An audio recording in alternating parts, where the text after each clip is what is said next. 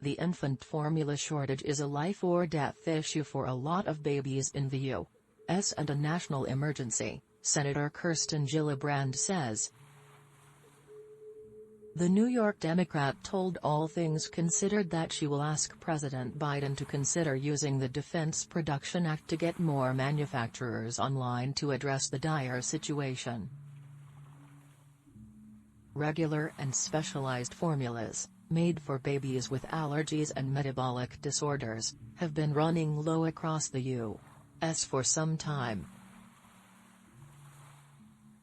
Datasembly, which collects information from thousands of sellers, found that in the first week of May the average out-of-stock rate for baby formula at retailers across the country was 43%.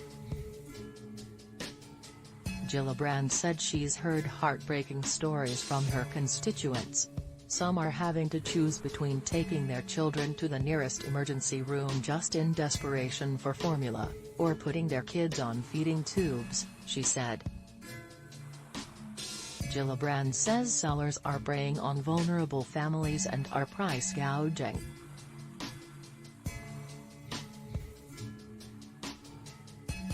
She blamed the shortage on corporate greed and malfeasance, pointing to Abbott Nutrition, which recalled many of its formula products in February due to safety concerns.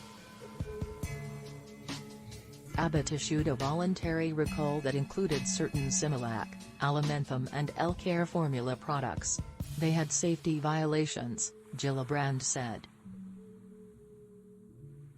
They had a whistleblower who told the FDA about these violations in October of 2021.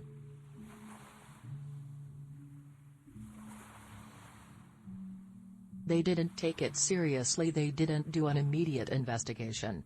And it wasn't until February of 2022 that the FDA got their act together and started an investigation.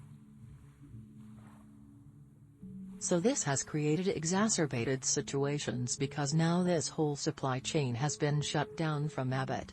Now, Gillibrand said, the current manufacturers are unwilling to produce enough formula because they think it costs too much money. They need to be told they have to double their production immediately. For a lot of these babies this is a life-or-death issue. When asked whether the FDA has responded to Congress's concerns, she said the agency had not. I would urge investigation of the 4 major companies that produce formula in this country to see whether they're price gouging, whether there is corporate greed and malfeasance at play, and whether they